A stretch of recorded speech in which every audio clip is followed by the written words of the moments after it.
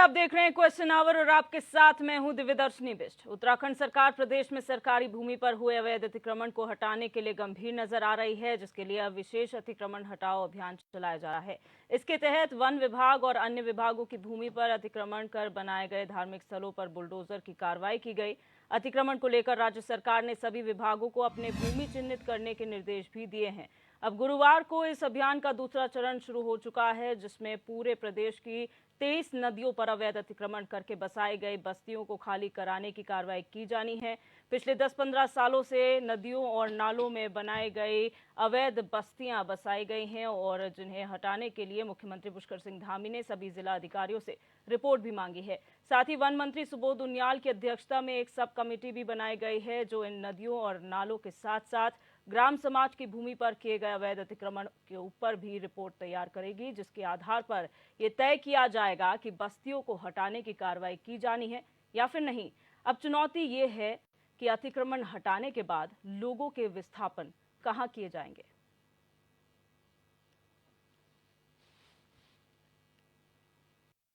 देखिए, पिछले जो सालों में लगातार ये वन भूमि है, सरकारी ज़मीनें हैं, जिन पर भी जो कब्जे हुए हैं, उन कब्जों को जो विधिक रूप से जो कब्जों की श्रेणी में आता है, जिसके कारण से यहाँ का डेमोग्राफिक चेंज भी हुआ है और भी तमाम तरह की दिक्कतें, अपराध, कानून व्यवस्था की स्थिति लगातार उसको बिगड़ने की स्थिति आती है। उसको देखते हुए हम लोगों ने निर्णय लिया है कि इसको बिल्कुल सही तरीके से, और जो पुराने लोग जो लंबे समय से बसे हुए हैं और वन भूमि पर जो गोठ और खत्तों पर लोग हैं, पुरानी बसावटें हैं, उन सभी के लिए एक कमेटी भी हमने मंत्रिमंडल की बनाई हुई है, सब कमेटी।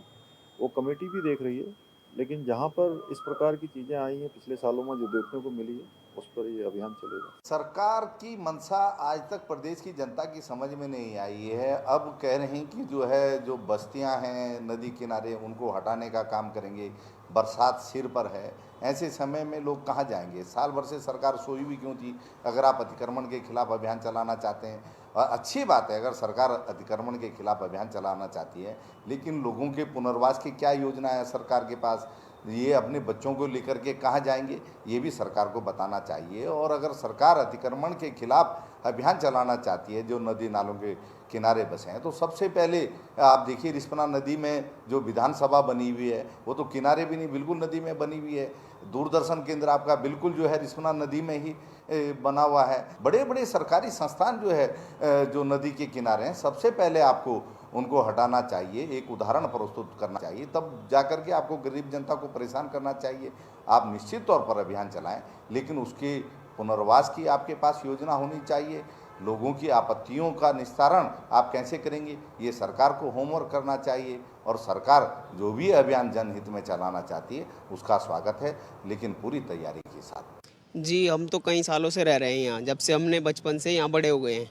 हमारे माता पिता भी कई साल से रहते हैं यहाँ, 50 साल उनको भी हो गए हैं।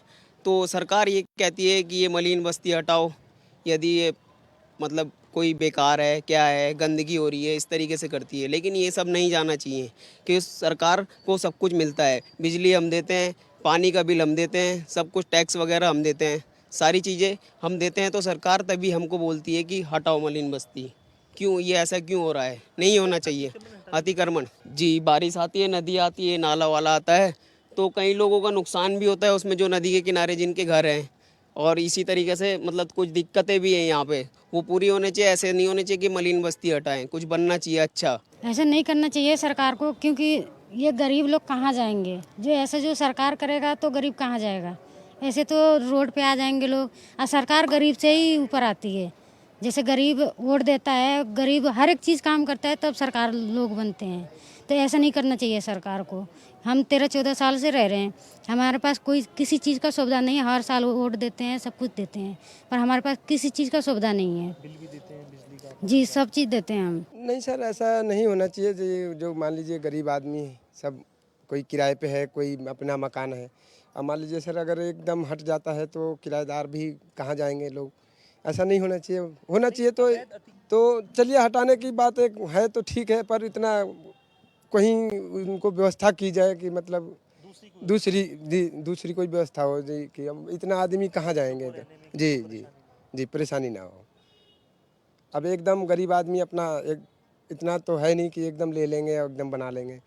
मुख्यमंत्री पुष्कर सिंह धामी के आदेश के बाद दूसरे चरण में अतिक्रमण हटाओ अभियान की शुरुआत हुई है, जिसमें तमाम जो शहरी क्षेत्रों में अतिक्रमण है उसको हटाने की मुहिम राज्य सरकार ने छेड़ दी है। तमाम जो संबंधित विभाग हैं उनको इसको लेकर जिम्मेदारी भी दी गई है। हम इस वक्त मौजूद हैं राजधानी देहरादून के रिस्पना नगर में। आप देख सकते हैं बाएं हाथ पे रिस्पना पुल का नज़ारा मैं आपको दिखा रहा हूँ। चूँकि बहुत पुरानी बस्ती है, मलिन बस्ती में शुमार होती है। यहाँ पर हज़ारों हजार लोग जो हैं यहाँ पर रहते हैं, एक लंबे समय से यहाँ पर रहते हैं। लेकिन अभी जो है इनके सामने एक संकट खड़ा है, क्योंकि अगर सरकार जो है तमाम जो अतिक्रमण है उसको अगर खाली कराती है तो कोई वैकल्पिक व्यवस्था सरकार के पास फिलहाल नहीं है। जाहिर है ये तमाम जो लोग हैं वो एक लंबे समय से यहाँ पर रहते हैं, दशकों से यहाँ पर रहते हैं।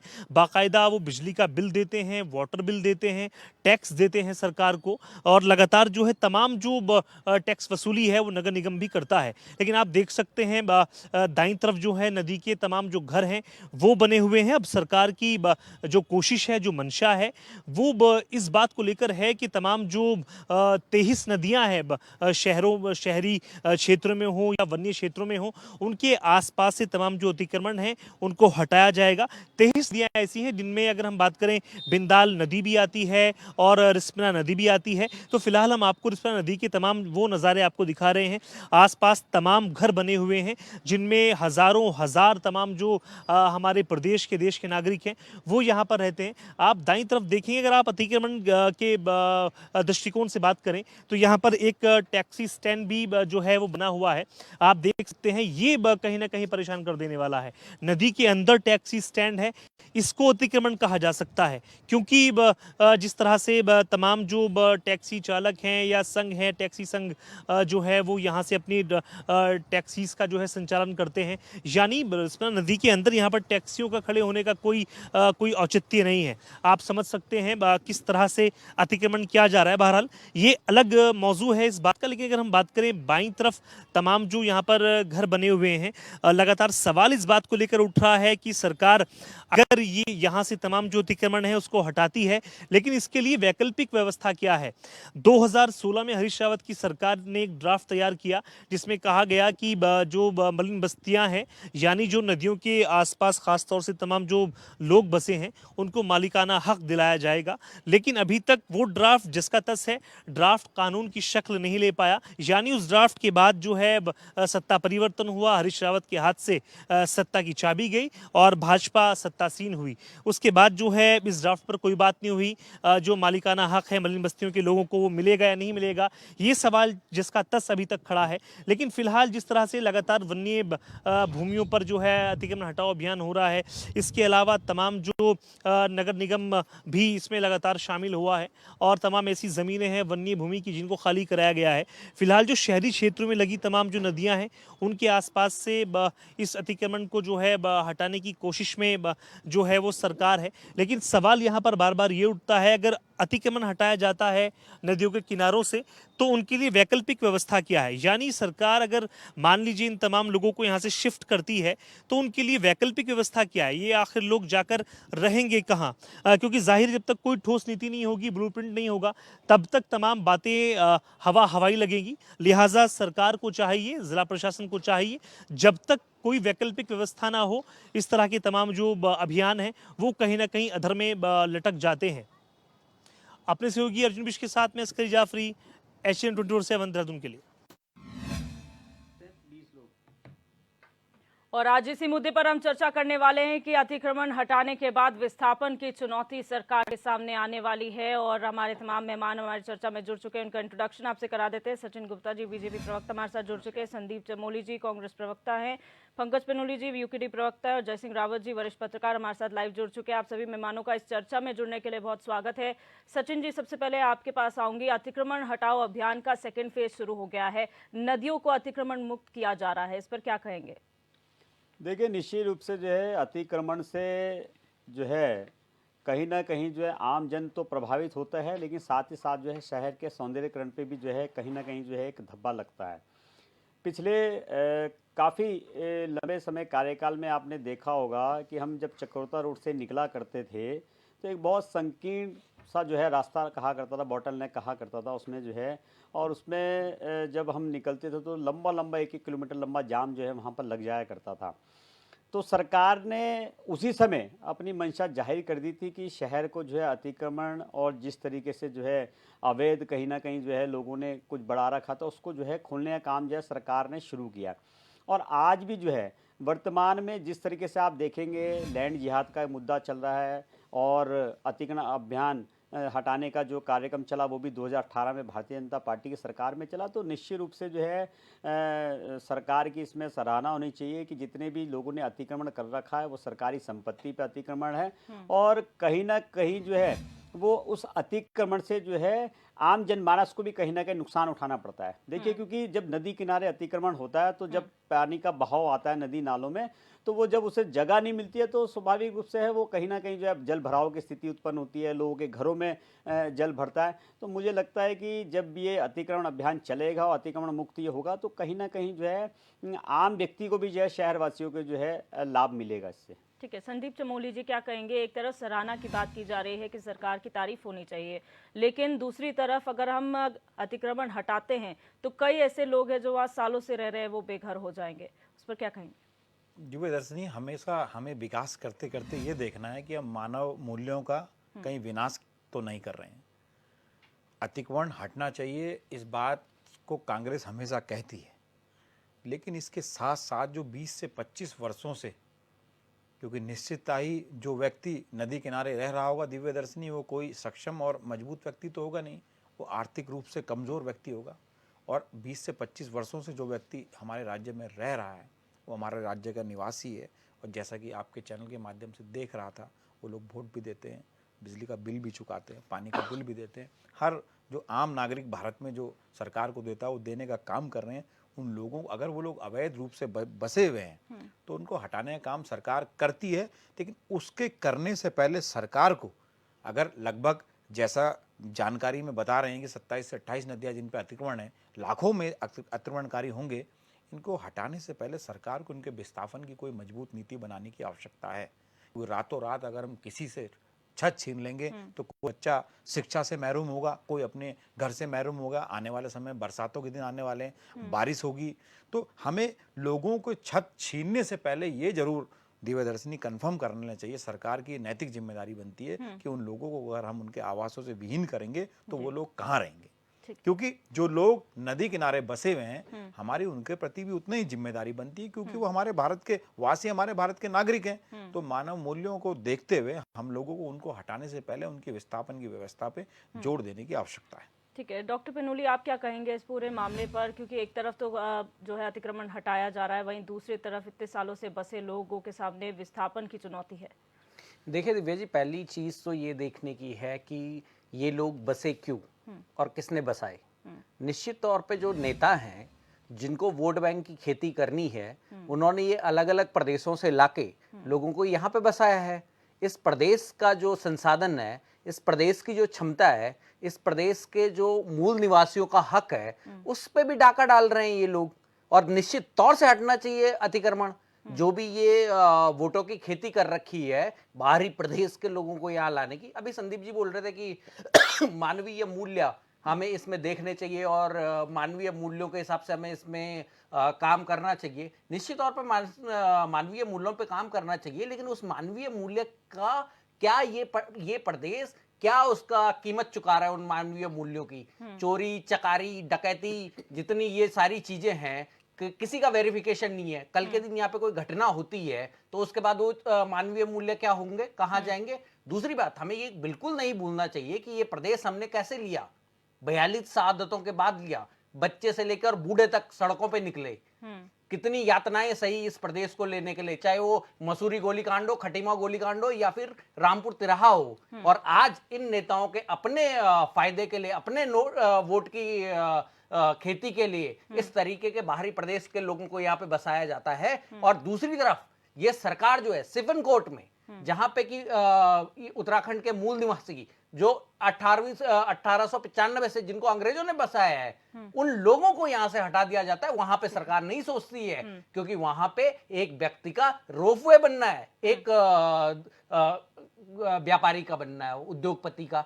तो क्यों इन लोगों के लिए क्यों कांग्रेस हो या बीजेपी हो, मैं तो बिल्कुल उसका विरोध करता हूं जो हरीश रावत जी ने इनके खिलाफ वो लाया कि इनको बसाया जाएगा 2016 में, और दूसरा बीजेपी ने उसे 3 साल के लिए और आगे बढ़ा दिया। देखिए ये निश्चित तौर पे इन दोनों राष्ट्रीय पार्टियों का यहाँ के प्रदेश के जो मूल निवासी हैं, यहाँ के प्रदेश के जो लोग हैं, उनके हकों पे डाका डलवाने के लिए और अपने वोट की खेती के लिए यहाँ पे ये सारी चीजें की जा रही हैं। हम इसका विरोध नहीं करते हैं कि बाहर के लोग यहाँ ना आए, लेकिन इस तरीके के लोग, ये लोग जो गलत तरीके से बसाए गए हैं, अपने वोट बैंक के लिए बसाए गए हैं, इनके ऊपर कार्रवाई होनी चाहिए। और अगर सरकार उनको मानवीय मूल्यों को ऊपर तोलती है तो वो सरकार की जिम्मेदारी है। ठीक है, जय सिंह रावत जी, सर अगर आप मुझे सुन पा रहे हैं, आपका वक्तव्य जानना चाहूंगी इस पूरे मसले पर। किस तरीके से आप देख रहे हैं, पहले चरण में धार्मिक स्थल हटाए जाते हैं अतिक्रमण के नाम पर, और उसके बाद अब जो है नदियों को अतिक्रमण मुक्त करने की कार्रवाई चल रही है। लगता है जो ये सारी जो एक्सरसाइज है जी, इको कर रही, ये हवा में चल रही है। आपके पास ना कोई नीति है, ना आपके पास कोई कार्यक्रम है, बिना मतलब हवाबाजी हो रही है। अरे आप कैसे करेंगे? आप नदी अभी जो आपने कहा जंगल से आपने हटा दिया, कहाँ से हटाया? मैं पिछली बार आपको बताया 9000 से ज्यादा हेक्टेयर जो जमीन है लोगों ने कब्जाई हुई है, फॉरेस्ट की लैंड है, वो हटा दी आपने? नहीं हटाई। उसके आसपास बड़े बड़े लोगों के वो हटा दी? नहीं हटा दी। अभी आप इसकी बात कर रहे हैं आपके हम नदी किनारे, आपको पता है यहाँ पर लगभग 500 के आसपास मलिक बस्तियां हैं, सब ये नदी किनारे हैं। अब उन्हें कैसे हटाएंगे? आप जरा हटा के दिखा दो, रिस्पना और बिंडाल के जरा दिखा दीजिए। आप बड़ी हम जब कर देते, मैं जब करके दिखाते हूँ, जरा रिस्पना का जरा अतिक्रमण हटा दो। ये किसने बसाए लोग? अभी जो कोई मित्र कह भी रहे थे, ये किसने बताया? लोगों के ये वोटों की खेती है, वहां बसाई हुई है, बोए हुए हैं, वोट बोए हुए हैं। किसने बोए? नेताओं ने, पॉलिटिकल पार्टीज ने बोए हैं। और बाद में लव जिहाद हो जाएगा, लैंड जिहाद हो जाएगा, और जगह बोलेंगे रोहिंग्या आगे, इन जगह नहीं बोलेंगे रोहिंग्या आगे। क्यों बोलेंगे? क्योंकि वहां तो उनको वोट मिलता है। और वही बीजेपी में भी है, कांग्रेस में, सब में है। लोग उसका क्या तो उसका कर रहे हैं, फायदा उठा रहे हैं। तो वो सारी चीजें अभी बात करते हैं साहब, हम यहाँ हटा दिया, इसे जहाँ से ये लड़े थे आपके हरीश रावत जी, उधर उतना बड़ा शहर बस गया, उसमें फॉरेस्ट की लैंड में कैसे हटा दोगे उसको? ये दरअसल शुरू से ही, आज से नहीं है।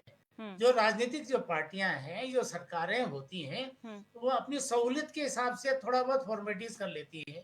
मैंने आपसे पहले भी एक बार कहा था कि 1967 में सनवाल कमेटी बैठी। आप देखो तो तराई की सारी लैंड क्या है, ये वर्ग 4, 1, 2, 3, 4 क्या होती है, उसको कौन रेगुलर करता है? ठीक है, वो भी तो कब्जे वाली है। ठीक है, उनका क्यों कर दिया आपने? तो वो किसी का आपको रेगुलर कर देते। ये फ्री होल्ड की जमीन क्या होती है? लोग पहले उसको सरकारी जमीन को कब्जा करते हैं, फिर पैसे वैसे देके उसको फ्री होल्ड करा देते हैं। तो ये आज से थोड़ी हो रहा। ये नेता सब एक जैसे हैं। ठीक है, जवाब ले लेते हैं। आप ये नहीं कह सकते ये पार्टी अच्छी है, ये बहुत ईमानदार है, वो दूसरी पर सबके पॉलिटिकल इंटरेस्ट हैं अपने। ठीक है, इस वजह से ये नहीं होता है और सरकारी जमीनों पर कब्जा होता है। और ये जो सारी बातें हो रही है, ये केवल हवाबाजी है, केवल हवाबाजी के अलावा कुछ नहीं है। सचिन जी, मैं बताऊं क्या कर लेंगे आप? आपने जय सिंह रावत जी को भी सुना, लेकिन सवाल यही उठता है कि जब भी आप कोई अभियान चालू करते हैं तो उसके पीछे एक रोड मैप बनाया जाता है, ब्लूप्रिंट होता है कि आप कार्रवाई जब करेंगे तो किस तरीके से आगे की कार्रवाई की जाएगी।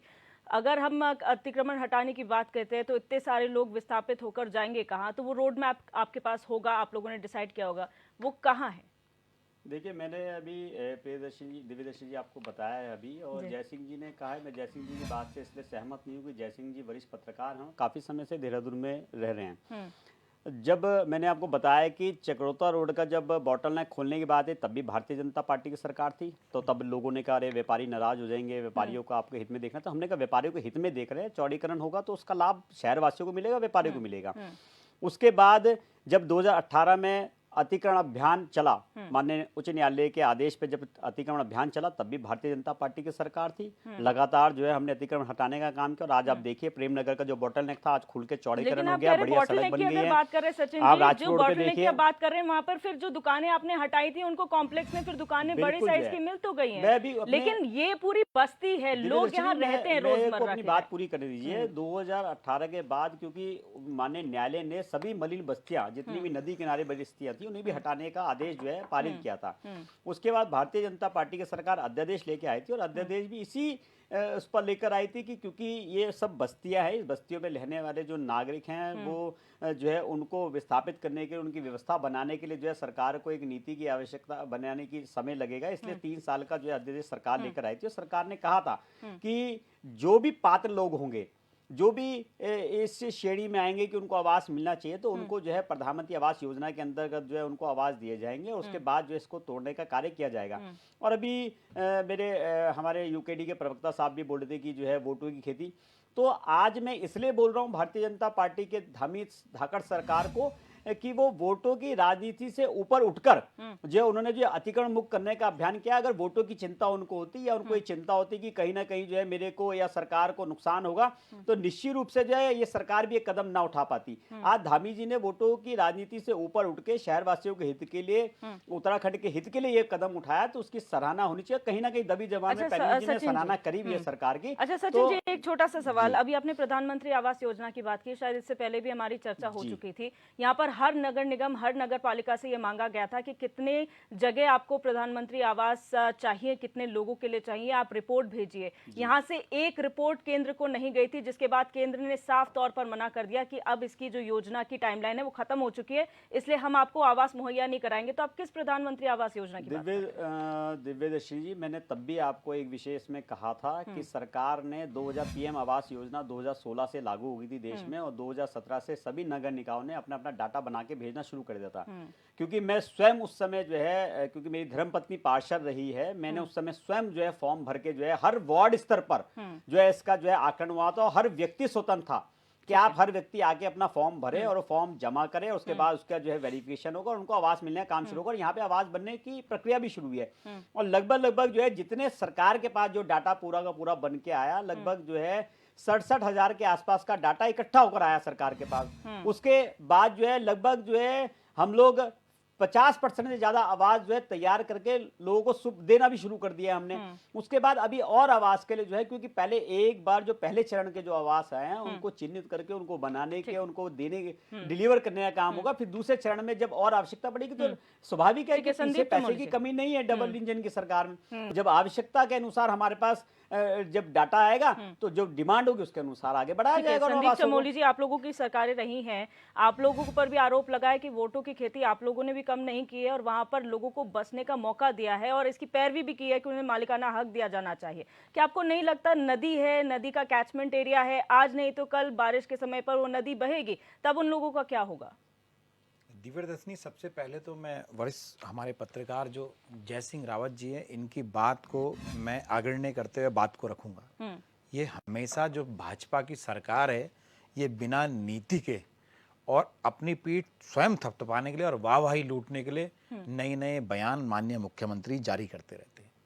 ये वही मुख्यमंत्री है जो कहते हैं प्रदेश के लोगों को नए 2 लाख से ज्यादा रोजगार मिलेंगे, और जो उनके प्रदेश के रोजगार है वो निरंतर रोज बेचे जाने का काम जो है यूके प्लसी में आपने देखा है। ये हमारे यहाँ जिस अतिक्रमण पे हम चर्चा कर रहे हैं, ये मुख्य 2 नदियां हैं, बिंदाल और आपका रिस्पना। इन नदियों में कम से कम 1 से 1.5 लाख व्यक्ति ऐसा है जिसको सरकार को जिनका पुनर्निर्माण करना होगा, जिनको आवास की व्यवस्था मुहैया करानी पड़ेगी। अगर कोई भी साथी हमारे भाजपा के ये ब्लूप्रिंट बता दें कि 1 से 1.5 लाख लोगों को हम उजाड़ेंगे और इनको कहीं और बसाने का काम करेंगे, तो हम मानेंगे कि सरकार इस तरफ संजीदा है। और मुख्यमंत्री जो बयान मीडिया के सामने बयान वीर बन के दे रहे हैं, वो बयान उनका सही है। दूसरी बात, हमारे वरिष्ठ साथी बड़े भाई गुप्ता जी ने कहा, सचिन भैया ने, दिव्यदर्शनी, एक रोड का चौड़ीकरण और किसी के आवास को तोड़ने में बड़ा अंतर होता है। आपने रोड का चौड़ीकरण करा, जो दुकानें पूरी टूट गई उनको कॉम्प्लेक्स में दुकान देने का काम किया। लेकिन अगर 1 से 1.5 लाख लोगों को आवास विहीन करेंगे तो उन लोगों को आप कहां बसाएंगे? पहले इस पे नीति बनाइए, वाहवाही लूटने पे ना रहे। कारण बताता हूं आपको, जब भी चुनाव आता है ये वही भाजपा जो 3 साल का अध्यादेश लाके इन लोगों को बचाने का काम किया, ये वही भाजपा है जो समय समय पे चुनाव के हिसाब से, अब नगर निगम के चुनाव अगर आने वाले हैं, फिर जो हाई कोर्ट की गाइडलाइन इनको याद आ गई है, फिर ये उसको रोक के वाहवाही लूटने का काम करेंगे। दूसरी बात, हमारे यूकेडी के प्रवक्ता संबंधित साथी डॉक्टर साहब ने बड़ी मजबूती से कहा कि वोटों की खेती करने ये नेताओं की देन है। मैं इन्हें बताना चाहूंगा कि भू राजस्व मंत्री दिवाकर भट्ट थे, वो भी सरकार का हिस्सा रहे हैं। तो जो जिनका घर काजल की कोठरी में होता है उनको आरोप लगाने से पहले अपना इतिहास जानने की आवश्यकता है, क्योंकि वो भी सरकार का हिस्सा रहे हैं, वो माने कि हमने गलती की है। ठीक है, सवाल तो आप पे भी उठता है ना। आप ये कह रहे हैं कि वो सरकारें कम से कम वो कार्रवाई तो कर रहे हैं, और आप निकाय चुनाव की बात कर रहे हैं। अगर इस वक्त वो खाली कराते तो उनका तो नुकसान है, क्योंकि इतने सारे लोगों का वोट जाएगा। ये भाजपा है,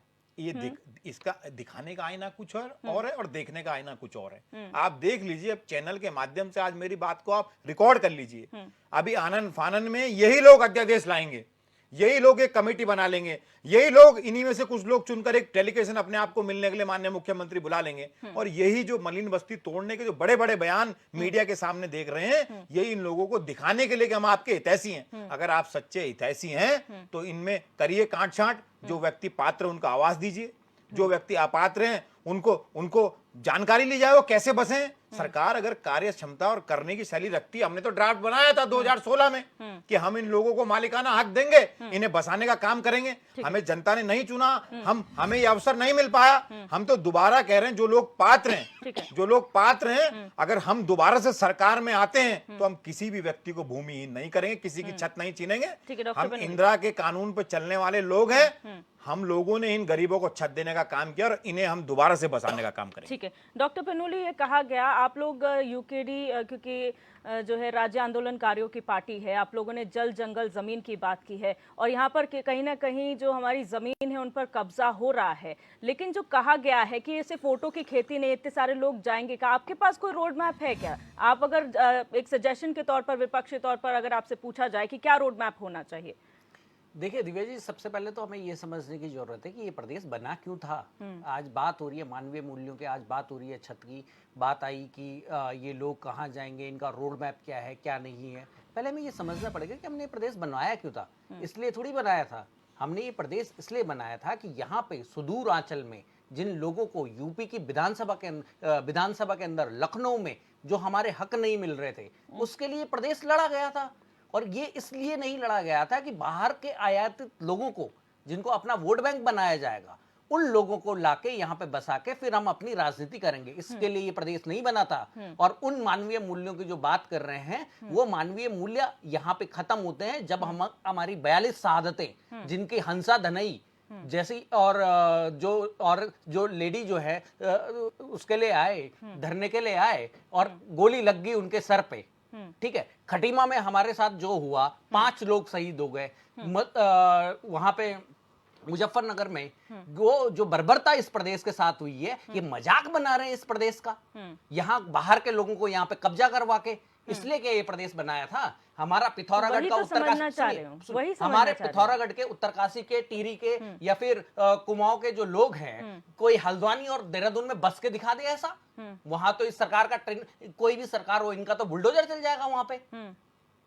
तो ये जो चीजें हैं, और बात रही माननीय दिवाकर भट्ट जी की, बात आई कि वो भू राजस्व मंत्री थे, उनके टाइम पे ये चीजें थी। हाँ, रही होंगे, कब्जे हो रहे होंगे, मैं उस चीज से नहीं बोलता हूं, लेकिन दिवाकर भट्ट ने कभी ये नहीं मसौदा नहीं लाया प्रदेश के अंदर, उस विधानसभा में ये ड्राफ्ट नहीं लाया कि ये गलत तरीके से बसाए गए जो लोग हैं उनको यहाँ का मालिकाना हक दो। इसलिए गोलियां खाई थी क्या हमने?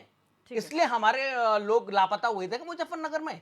ये बिल्कुल नहीं है। आज आप बसा के देख लो, कोई उत्तरकाशी या पिथौरागढ़ वाले को हल्द्वानी में, उत्तरकाशी वाले को देहरादून में बसा के देख लो, कहां कब्जे, किसके कब्जे है ये? पहले तो ये चयनित होना चाहिए कि ये कब्जे हैं किसके, ये इस प्रदेश के लोगों के हैं या बाहर से लाए गए लोगों के हैं। अगर बाहर से लाए गए लोगों के हैं तो ये हटने चाहिए, और कोई मानवीय मूल्य इसके साथ नहीं आता है, क्योंकि ये प्रदेश खैरात में नहीं मिला है। ये प्रदेश जो है केंद्र की सरकार ने बंटवारे में नहीं दिया है, 65 के हिसाब से नहीं दिया है। जय सिंह रावत जी, यहाँ पर बात हो रही है जमीन किसकी है, आखिर कौन यहाँ पर अतिक्रमण कर रहा है। इसमें सबसे जरूरत फिर दोबारा मांग उठती है भू कानून की। एक सशक्त भू कानून होना चाहिए जिसके तहत ये समझा जा सके, जैसे हिमाचल में है कि बाहर से आने वाला कोई भी व्यक्ति हिमाचल में भूमि नहीं ले सकता, वैसे ही हमारा प्रदेश भी एक मिसाल बने कि बाहर से आने में आप आइए, टेम्पररी अपना घूमिए और चले जाइए, यहाँ रह नहीं सकते।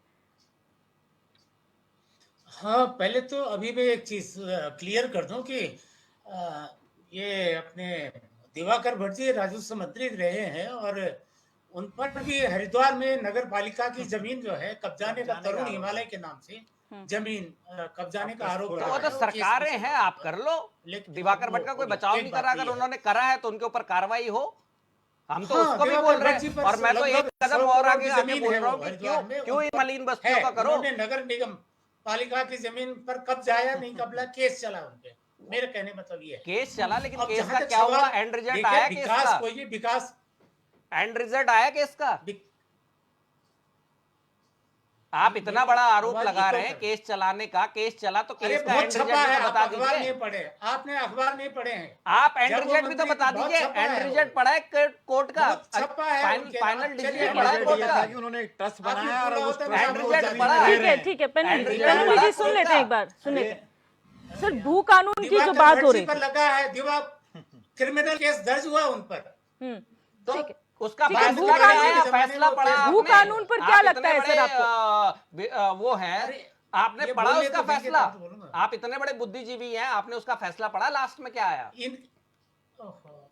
ये बोलने तो देंगे ठीक है, ठीक है, बोल देंगे आपने। ठीक है, जैसे मैं कह रहा हूँ पेनुली जी बाकायदा ये तो रिकॉर्ड है, FIR लॉन्च हुई है दिवाकर भट्ट जी के खिलाफ। वो बाद में तिवारी जी के जमाने में वो केस वापस हुआ है, ये तो रिकॉर्ड में है। चलिए, मैं ये कह रहा हूँ विकास कार्यों के लिए भी जमीन चाहिए होती है, हर चीज के लिए जमीन चाहिए होती है।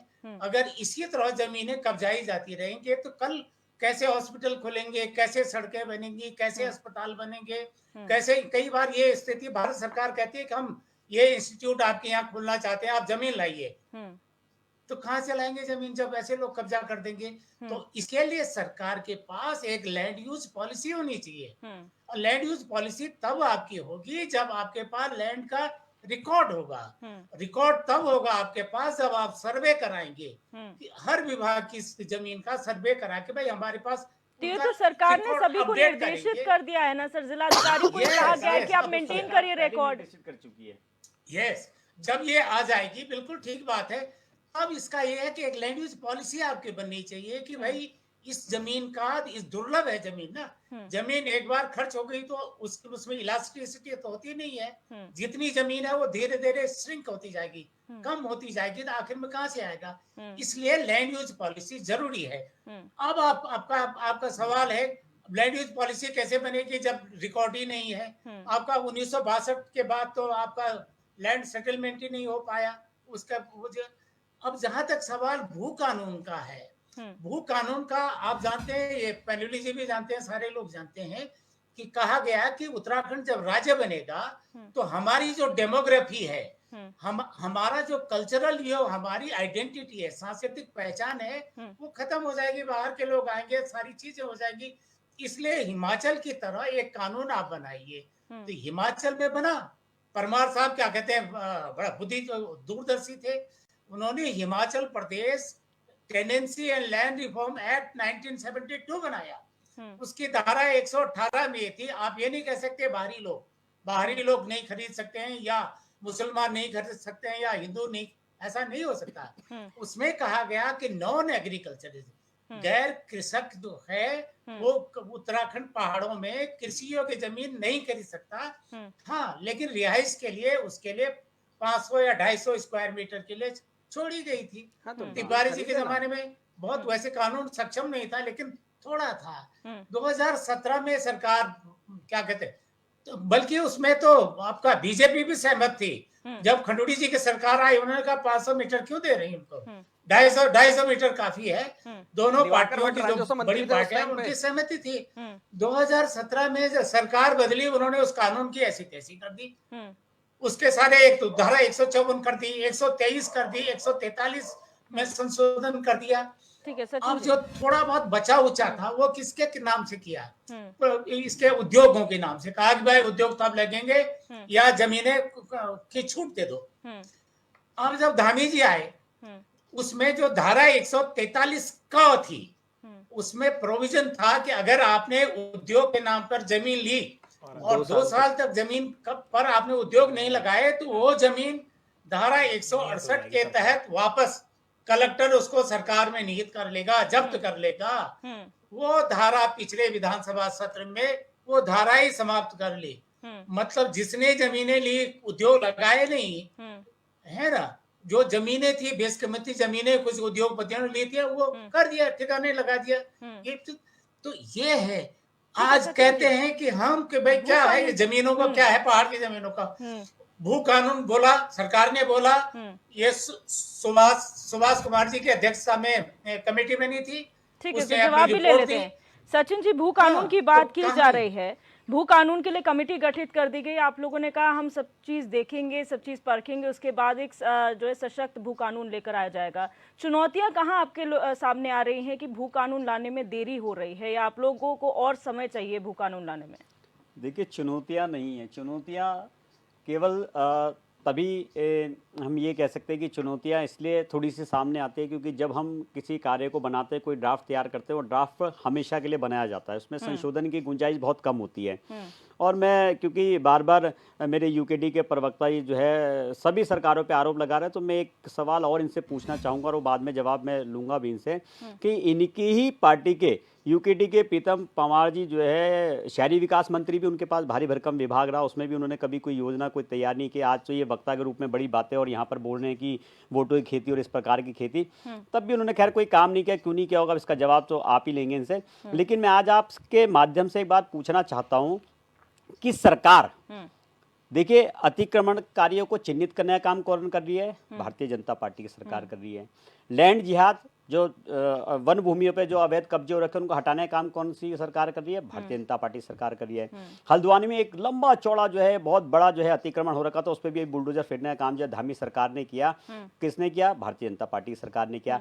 आज सभी विभागों को जो है निर्देशित किया गया है कि अपनी एक एक इंच भूमि जो है हमें चिन्हित करनी है, उनपे से अतिक्रमण हटाना है और वो अतिक्रमण हटाने के बाद जो है उस जमीन को मुक्त करना है। ऐसा ही मौका क्यों आता है कि आप पहले बसने दीजिए, आप पहले बसने दीजिए, अगर कोई सरकारें, पुरानी सरकारों ने सरकारें कोई गलती करी है तो इसका मतलब ये नहीं कि उसको सुधारा नहीं जा सकता। उसके लिए जो है एक हिम्मत चाहिए, उसके अंदर जो है एक शक्ति चाहिए कि आपको जो है वोटों की राजनीति से ऊपर उठ के उसमें जो आगे जाना पड़ेगा। और वही वर्तमान की भारतीय जनता पार्टी की धामी सरकार कर रही है। और निश्चित रूप से जो है, चाहे वो जयसिंह जी हो, चाहे वो पैनलिन जी हो, कहीं ना कहीं दबी जुबान में सरकार की सराहना कर रहे हैं वो। और जो बातें बोल रहे हैं, अभी जयसिंह जी ने बोला कि सरकारों को चिन्हित करनी है अपनी जगह, तो सरकार तो पहले ही जो है चिन्हित करने के निर्देश कर चुकी है और लगातार जो भी आदेश तो सरकार ने किए कहता है ना कि अच्छे काम हो तो हम सराहना करेंगे, लेकिन कोई चैलेंजेस अगर कमियां हैं तो उसको गिनाया भी तो जाएगा। तो हम अभी तो कोई बात आगे चली है, अभी वो अंजाम तक नहीं पहुंची है। अभी तो जो है लैंड जिहाद पे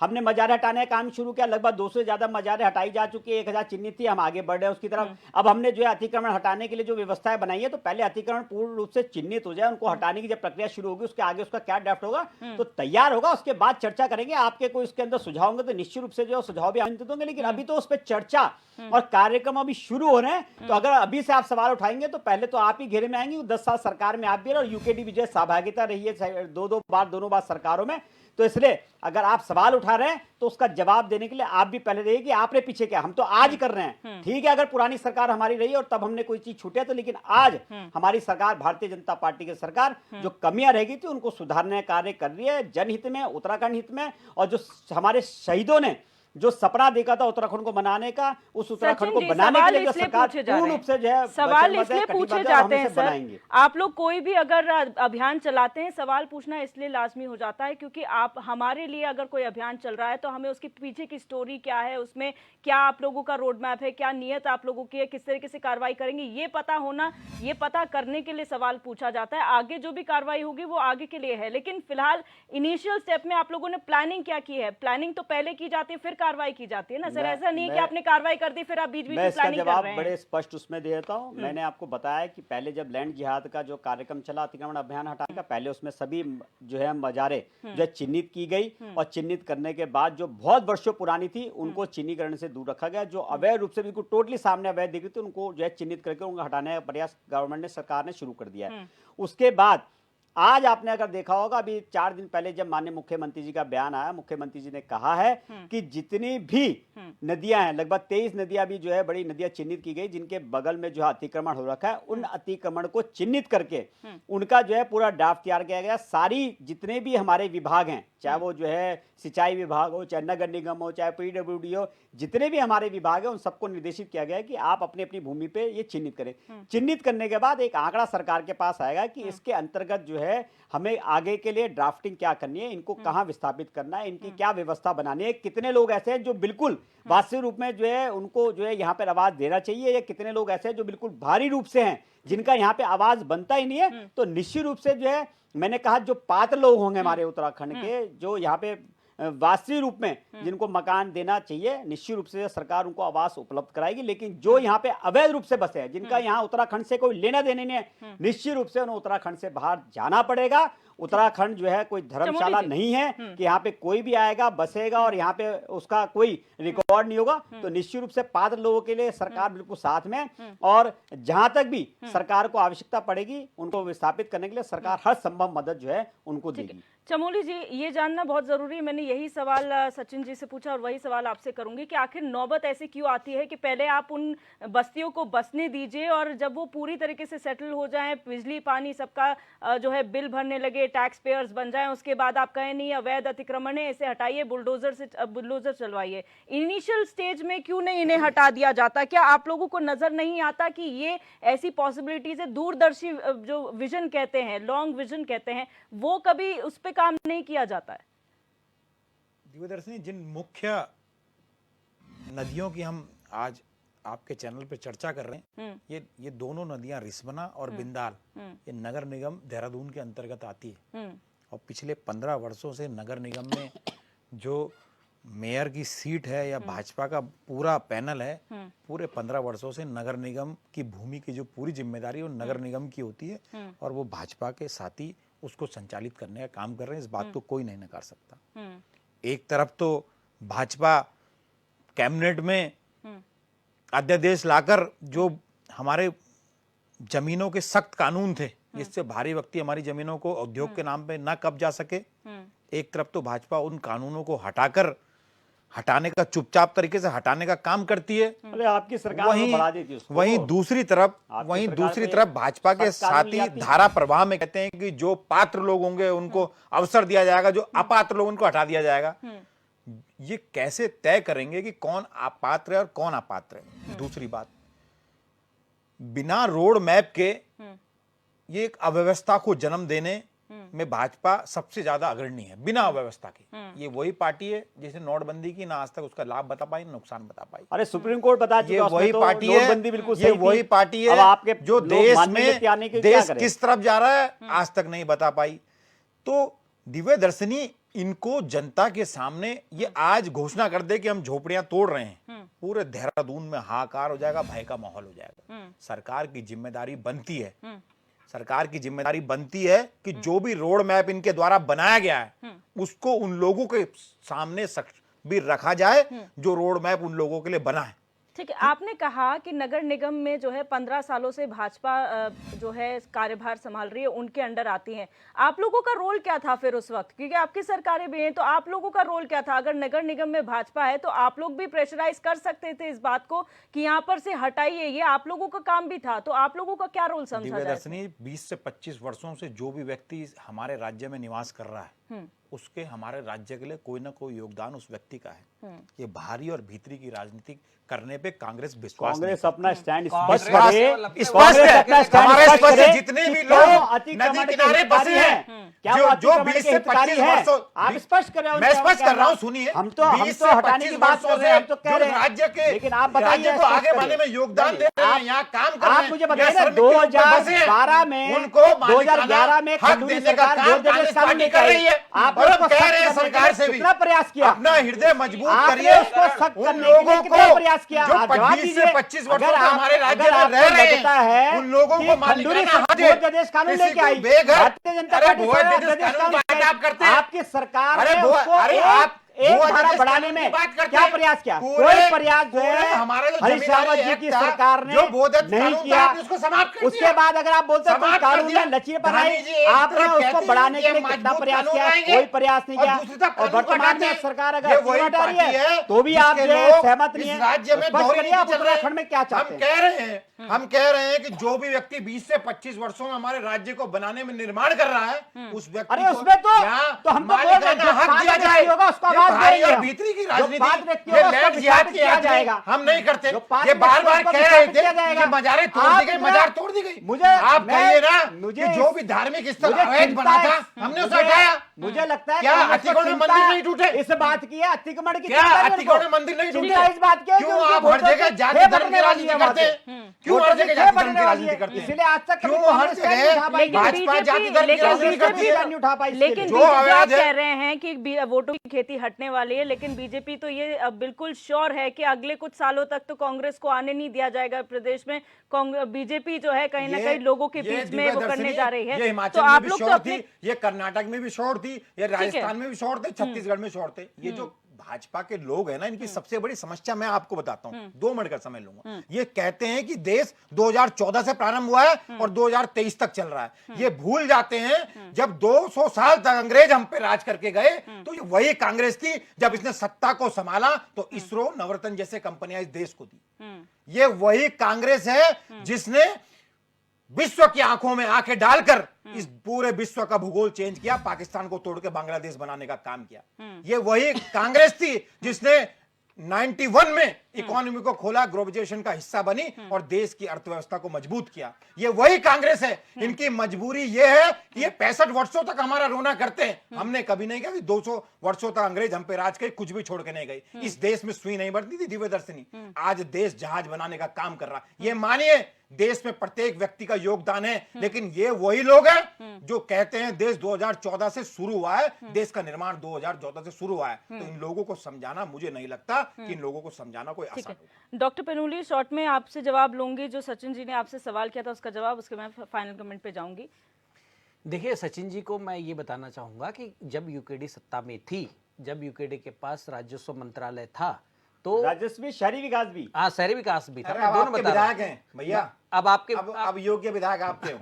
ठीक है। अरे मैं तो देखिए, मैं देखिए, यूकेडी की बात ठीक कर है, रहा हाँ, हूँ मैं भाई। यूकेडी हमारे की विधायक हम तो कर ही रहे हैं, वर्तमान में हम तो अतिक्रमण ठीक है, हटाने का काम जवाब कर ही दे रहे दीजिए। हैं। हाँ, तो वो मैं इतने आपकी लायक बात कर रहे रहा हूँ। होंगे तभी तो आपने अपने पास ले गए।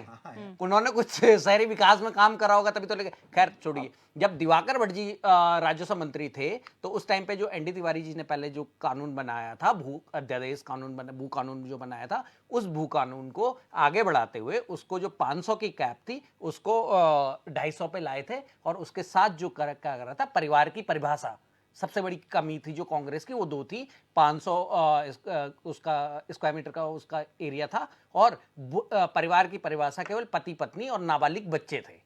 इसका मतलब कि किसी के बालिग बच्चे और खरीद सकते हैं। तो जब ये दिवाकर भट्ट जी राजस्व मंत्री थे माननीय खंडूरी जी की सरकार में, तो दिवाकर भट्ट जी ने ये ड्राफ्ट लाया था कि यहाँ पे जो भी बाहरी आदमी आएगा, क्योंकि प्रदेश के अंदर सबको हम भारत का संविधान हमें आज़ादी देता है कि लीगली आप किसी भी राज्य में किसी भी स्टेट में जाके बस सकते हैं। ठीक है। यहाँ पे जो बात आई थी उसके बाद 250, क्योंकि हमारे पास 371 नहीं है, धारा 371 जो गुजरात के कच्छ में भी दे रखी है वो उत्तराखंड के पास नहीं है, सारे हिमालयी राज्यों के पास है वो। लेकिन उत्तराखंड का दुर्भाग्य है कि उत्तराखंड को केंद्र में चाहे बीजेपी रही हो, कांग्रेस रही हो, किसी ने 371 नहीं दिया। उसके बाद क्या हुआ कि 250 का जो वर्ग स्क्वायर मीटर था और उसके साथ परिवार की परिभाषा को चेंज करा, पति पत्नी माता पिता और बालिग नाबालिग बच्चे। तो जब वो परिवार की परिभाषा आई तो एक परिवार केवल 250 स्क्वायर मीटर यहाँ पे ले सकता था। ये करा यूकेडी ने। ठीक है। ठीक है। दूसरी जो हमारा मेन दो रीढ़ की हड्डियां थी उत्तराखंड को ये जमीन को चलाने में, एक था पटवारी रिफॉर्म्स जो लेके आए दिवाकर भट्ट जी अपने टाइम पे, और दूसरा अमीन रिफॉर्म जो लेके आए यहाँ उत्तराखंड के अंदर। उन चीजों से अब क्या इसका नया स्टेप ये था कि अब पैमाइश होती और उसके बाद चकबंदी होती।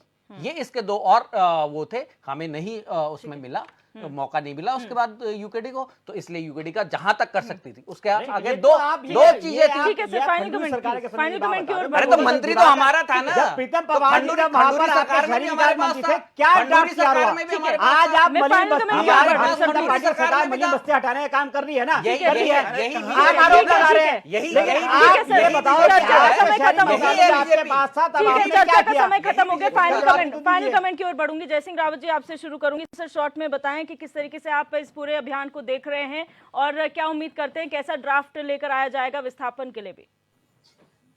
इसके लिए लैंड यूज पॉलिसी सरकार की बननी चाहिए, सर्वे होना चाहिए और बहुत जरूरी है पहले पॉलिसी बने। लेकिन आई एम सॉरी, मुझे पैनलिस्ट जी बार बार ये कहना पड़ रहा है कि हमारा जो राजनीतिक नेतृत्व है, चाहे उस पर लेवल जो भी हो, कैरेक्टर सबका एक है। अभी मैंने जनसत्ता की खबर निकाली है, ये कहती है कि दिवाकर भट्ट जी ने अपने बेटे के नाम जो है श्यामपुर में 8 बीघा जमीन इसके नदी किनारे उसकी थी, कर दी, तो उसको झटका लगा। ये पहले पूरा पढ़िए, दूसरा पूरा पढ़िए की खबर, वो खबर आप आधी अधूरी पढ़ रहे हैं। उसमें दो चीजें, एक्सचेंज ऑफ लैंड की बात है, उसमें एक्सचेंज ऑफ लैंड की बात है, उसमें एक्सचेंज ऑफ लैंड की बात है। पूरा पढ़िए, मिस मत कीजिए चीजों को। ठीक है, फाइनल मत कीजिए, पूरा पढ़िए। एक्सचेंज ऑफ लैंड की बात है उसमें। बोलने देंगे। ठीक है, आप गलत तथ्य बोलोगे तो क्यों बोलने दूंगा मैं आपको। ठीक है, आप पूरी खबर पढ़िए, वो आप पूरी खबर पढ़िए। मजिस्ट्रेट हरिद्वार के पूरी खबर पढ़िए, एक्सचेंज ऑफ लैंड की बात है, वो गलत तथ्य मत दीजिए। उत्तराखंड का दुर्भाग्य है, यहाँ के बुद्धिजीवी लोग भी ऐसे तरीके के न्यूज़ देते हैं।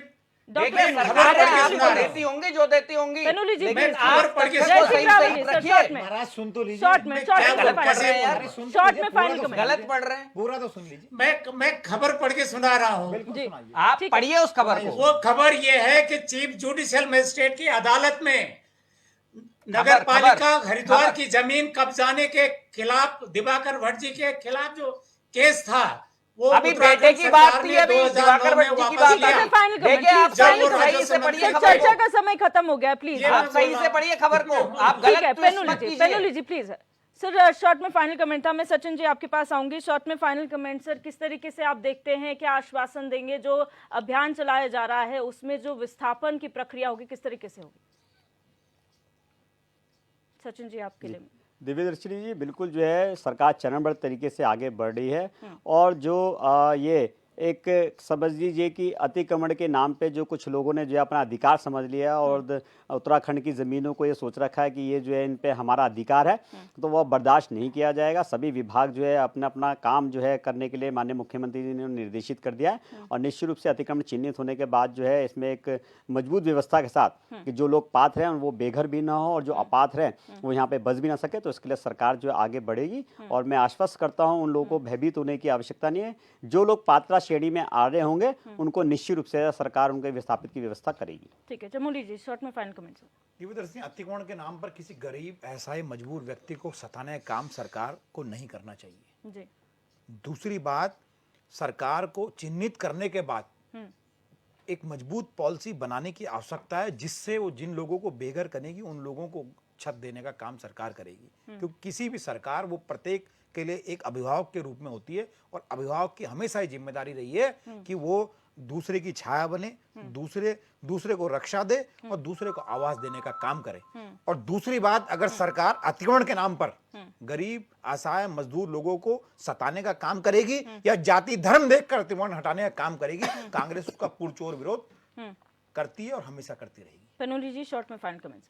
देखिए, फाइनल कमेंट्स दिव्या जी इसमें यही है कि अगर सरकार सही नीति से ये अतिक्रमण को हटाती है, न केवल रिस्पना और बिंदाल के किनारे जो ये झोपड़े बने हुए हैं, बल्कि वो जिन्होंने नदी के किनारे रिसोर्ट्स बनाए हैं, वो जो हयात होटल की रोड के ऊपर जो अभी बीच में बात आई थी, जो उसका ये होटल जो राजपुर रोड पे है, उसका जो अतिक्रमण है उसको तोड़े, तो सरकार अगर ऐसा करती है तो उत्तराखंड क्रांति दल इसका स्वागत करेगा और दिल खोल के स्वागत करेगा। बिल्कुल, आप सभी मेहमानों का इस चर्चा में जुड़ने के लिए बहुत बहुत शुक्रिया। आज हमने चर्चा की जिस तरीके से लगातार दूसरे फेज का अतिक्रमण हटाओ अभियान चल रहा है। इस प्रदेश में 23 नदियां चिन्हित की गई हैं जिस पर से अतिक्रमण हटाने का काम किया जा रहा है, लेकिन बहुत जरूरी है एक मजबूत ड्राफ्ट बनाने की कि आखिर जिन बस्तियों को वहां से हटाया जाएगा वो लोग कहां जाएंगे और कहां पर उनका विस्थापन किया जाएगा। एक आश्वासन यहां पर दिया गया है कि जो भी पात्र लोग हैं उन्हें घबराने की जरूरत नहीं है क्योंकि उनके विस्थापन की कार्रवाई सरकार करेगी, लेकिन उनको भी चुनौती है जो लोग यहां पर अवैध रूप से बसे हुए हैं कि उन्हें यहां पर बसने नहीं दिया जाएगा। फिलहाल क्वेश्चन आवर में मेरे साथ बस इतना ही।